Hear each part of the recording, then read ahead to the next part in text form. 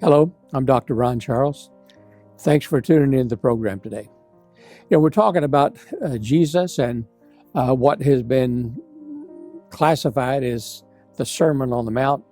It actually wasn't a sermon to the multitudes, as you see on 20th Century Fox or Metro Goldwyn Mayer.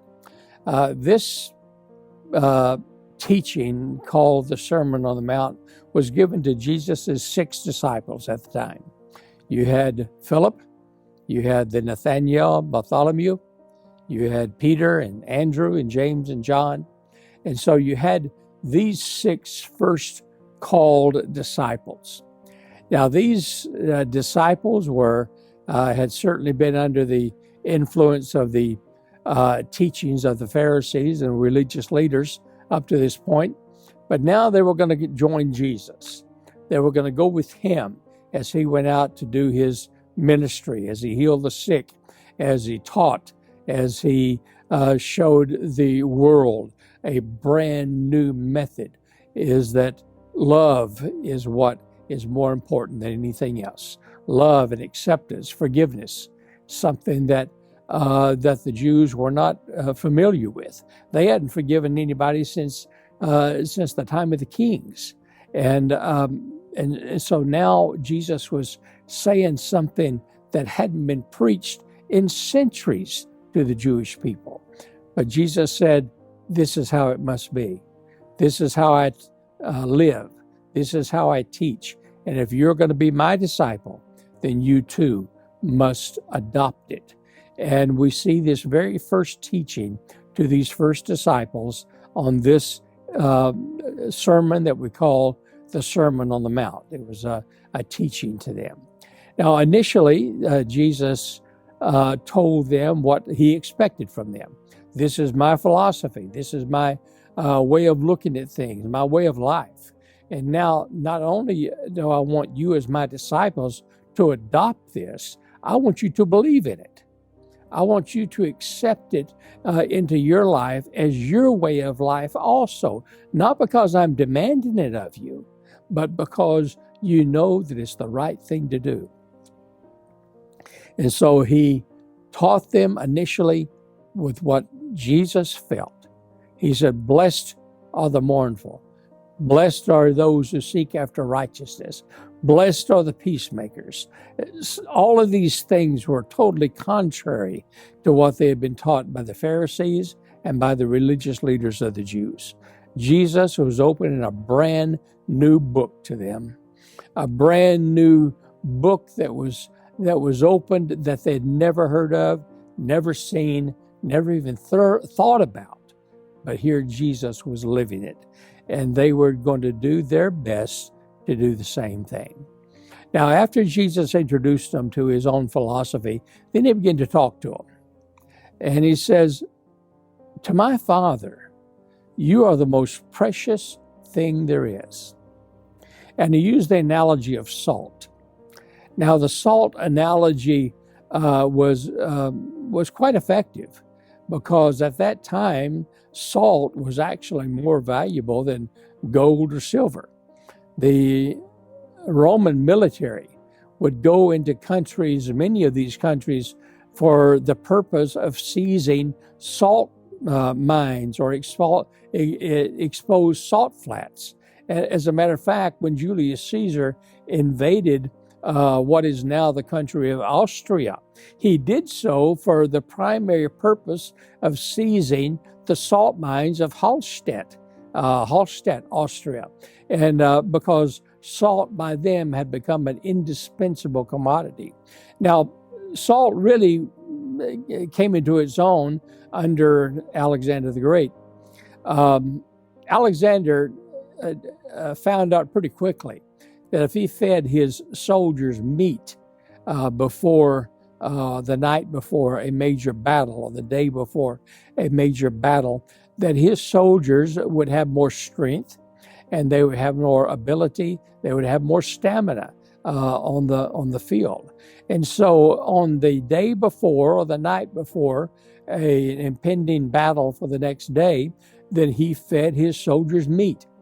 Now, this was fine. The supply lines were fine as long as he was in Macedonia. as long as he was in Greece. But when his army crossed the Bosphorus and went into Persia, into present-day Turkey, then it became more difficult because the supply lines became so long that meat just wouldn't keep, and it wouldn't be the soldiers wouldn't be able to eat it. Now, one of the generals of Alexander was out hunting, and he killed some rabbits, and it started to rain on him. So he ran inside of a cave that was near there, and while he was there waiting for the rain to stop, he skinned the rabbits, and he was just gonna skin them and then take them with him back to his camp. And so as he was skinning these rabbits, then the messenger came and called him by name and says, Alexander is looking for you. You must come now. And so he didn't hesitate. He took these half-skinned rabbits and threw them over the corner of the cave and took off, and kind of forgot about them. But what had happened is that when he threw those rabbits that were half-skinned over into the corner, they landed on top of an exposed salt vein that was in that cave. Now, he was back hunting about 2 or 3 weeks after that, and it started raining again. He went sought shelter in the same cave, and he noticed that the meat of these rabbits had not spoiled.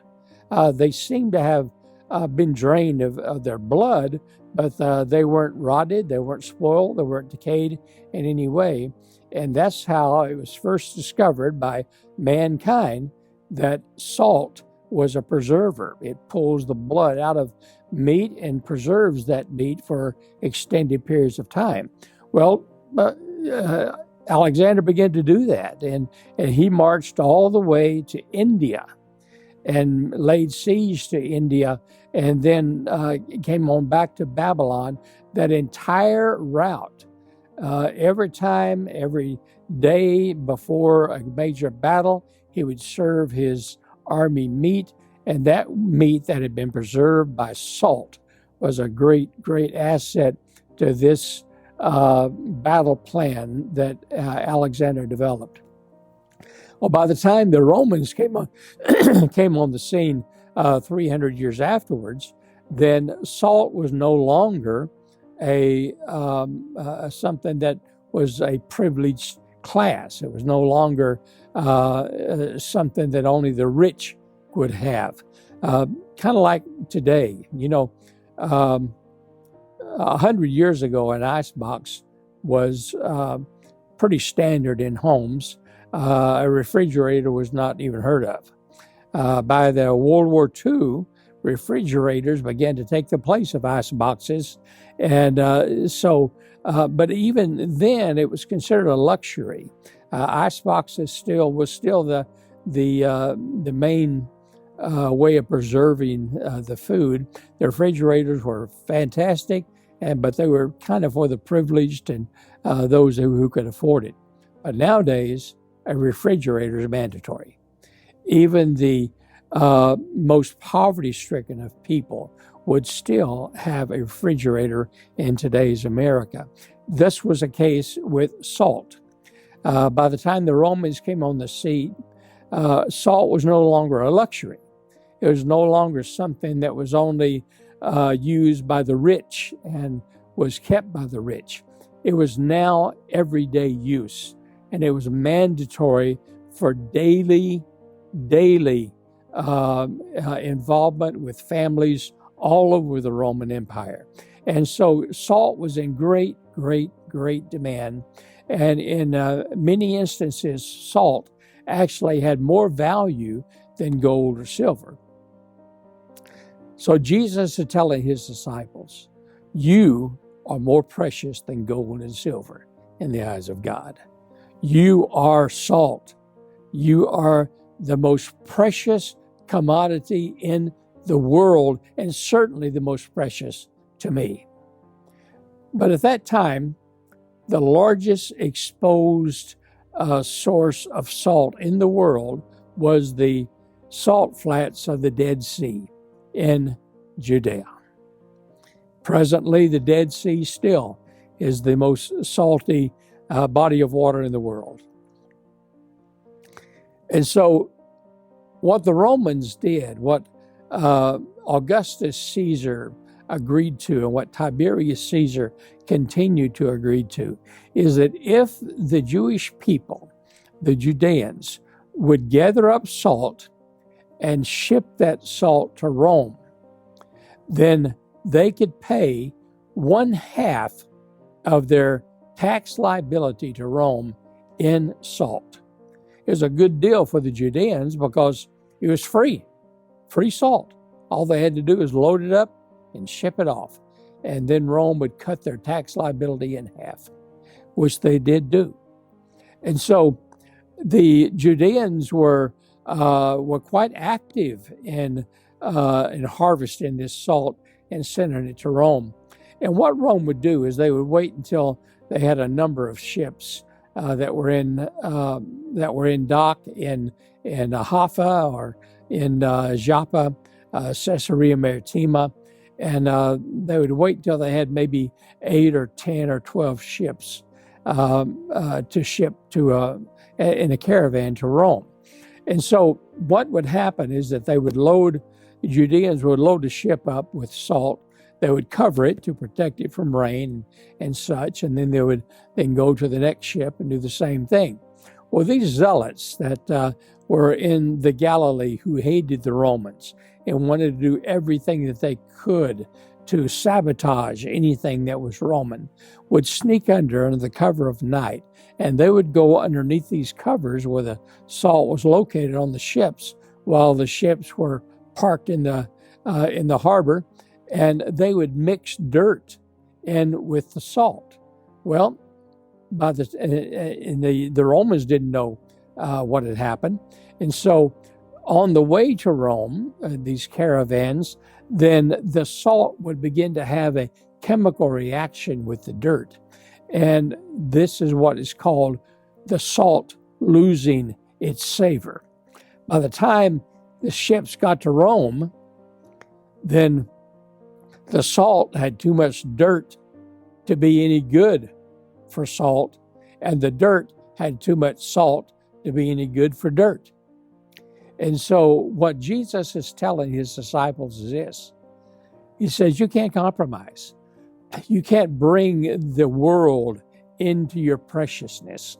You can't play with the world and expect to be accepted by God as one of his elite and one of his greatest and one of his chosen. And you can't allow this to happen, because if you do, you're going to have too much of the world to be any good for God and too much of God to be any good for the world.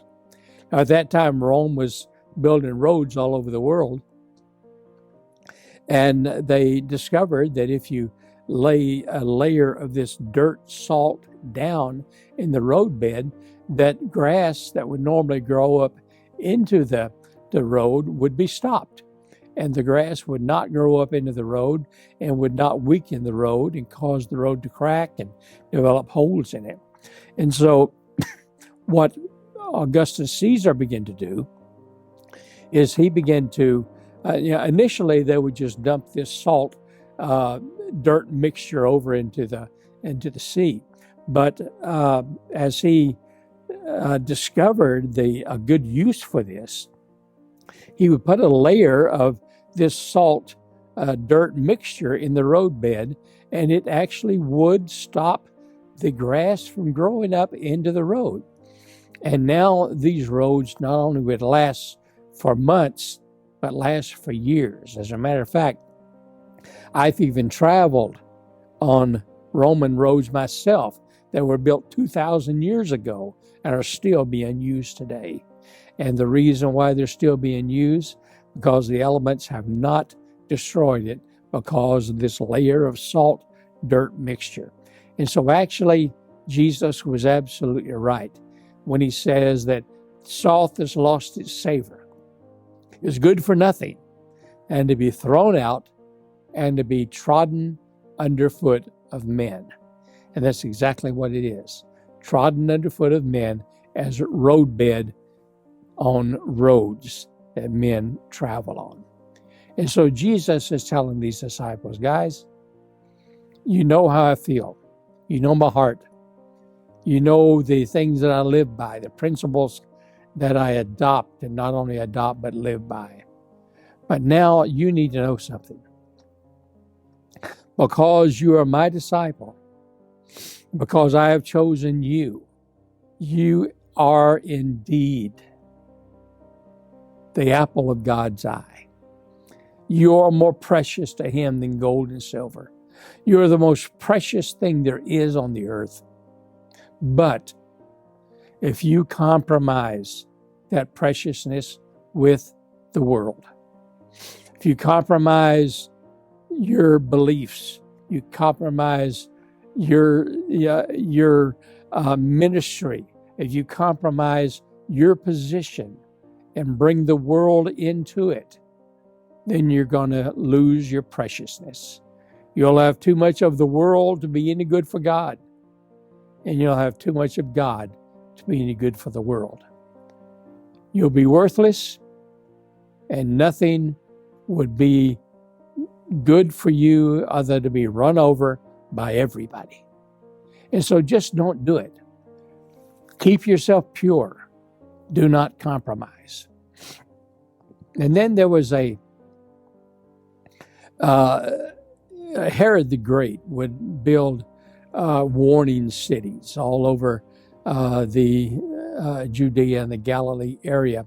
These warning cities would warn of enemy approaching. Now, these cities were set on a high hill in a region, the highest hill in a region, and it was four corners or four sides, a perfect square. And anyone in the valleys or in the general area, they could look up to that city, and they could know if enemy was approaching. And what would happen? They would have a flare, a fire flare at night, but then flags in the daytime. And so, if there was a yellow flag on the north wall of this city, when people looked up and saw that, they say, all is clear, no problem. But if there was a red flag up on that north wall, it meant enemy had been sighted. You need to make your way to the security of the warning city now. Begin to make your way there for your safety. Now, if there was a red flag on the north wall and the east wall, it meant that the enemy was heading towards the warning city and it was going to be under attack. Come into the safety now. Now, if there was a red flag on the west, the east, and the north, it meant they were under attack. And so if you were going to get there, you got to get there now. But they were now under attack. And then when there was a red flag on all four walls, it meant they were under siege.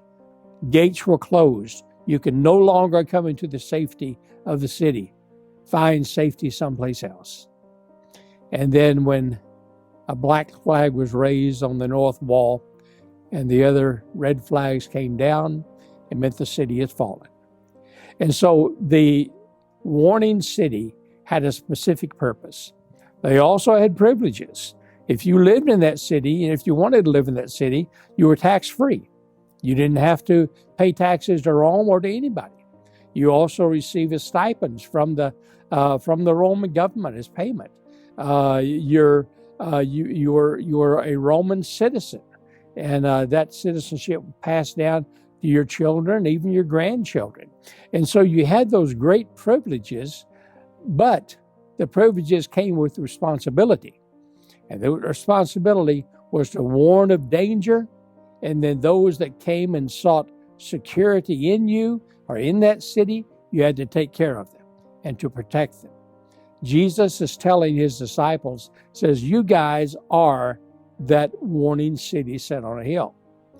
You're responsible to warn people of the dangers of evil.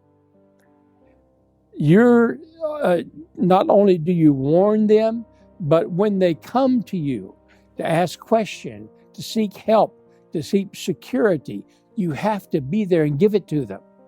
You have to give them counsel. You have to give them food. You have to give them companionship. You have to help those people. And so Jesus said to these disciples, he said, it's not enough that you know where I'm coming from and you adopting the same thing. It's not enough that you're the most precious thing in God's sight and you can't compromise.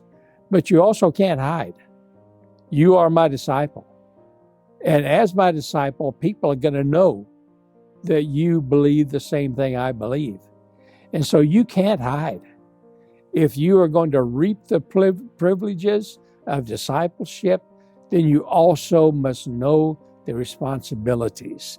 And you must be willing to accept those responsibilities. When people come to you for help, help them. When they come to you for a shoulder to cry on, let them. When they come to you for comfort, comfort them. When they come to you for counsel, then do your best to be that godly guidance in their life, because you are indeed a city that's set on a hill. If you don't want the responsibility, fine, don't accept the responsibility. But if you are my disciple, then you must accept your responsibility and do what you must do. And the same goes with us today. We are Jesus's 21st century disciples today. And all of you, just like them, who claim that you are a disciple of Jesus, then you are. You are his disciple. You believe what he believes, and you are out there doing his work, then you are his disciple. As such, then this teaching goes for you also. You are that city that's set on a hill. You can't hide. And because you can't hide, you must be open to give comfort, give help, and give support. The enemy doesn't choose the time that he attacks. He just attacks, which means that you as a disciple, you have to be on call 24 hours a day to help these people and to be that warning city as Jesus suggested to these disciples and is now suggesting to you. And you can do it, or else he wouldn't have told you that you could do it. He wouldn't have chose you to be his disciple if he didn't think that you could carry out the responsibilities. Yes, you are precious in God's sight. Yes, you are more costly than gold and silver. But you also have a distinct responsibility. You've been given privileges. You've been given eternal life. You've been given his name to use as a name of authority. You have been considered now a child of God. But as such, you also have the responsibilities to helping those who come to you for help. May the Lord bless you today.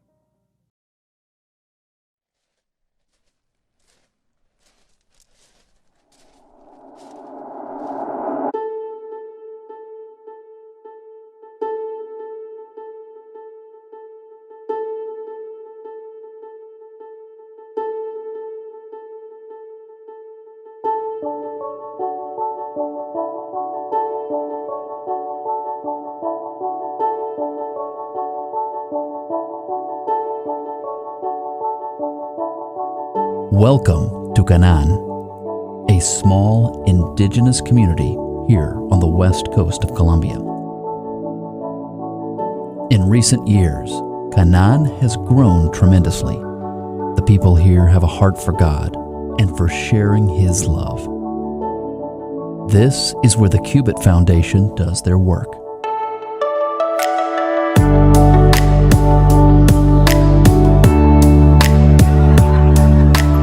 Over the years, Cubit has worked on developing the community in many ways, and by doing so, they've developed personal relationships and bonds that will last a lifetime.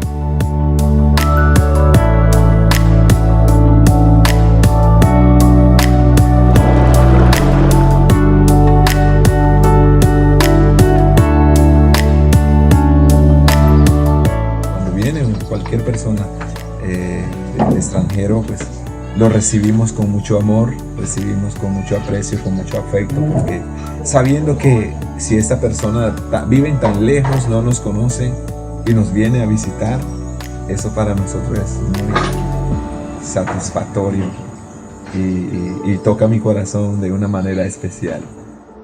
Brad Charles is one of the leaders behind Cubit and their work in Canaan, Colombia. His passion is for helping people in need around the world and doing God's work out here on the mission field.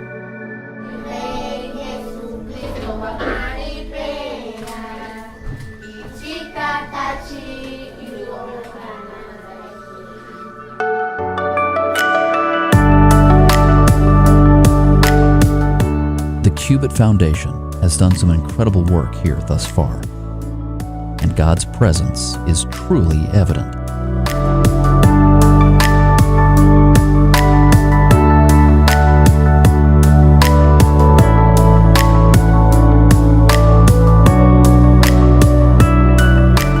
Through partnerships with local Colombian churches, Cubit has taken part in service to the village of Canaan. And with your help, Cubit will continue to serve them and many more around the world. When people give to Cubit, I want them to go. I want them to go with me. And I want them to experience this.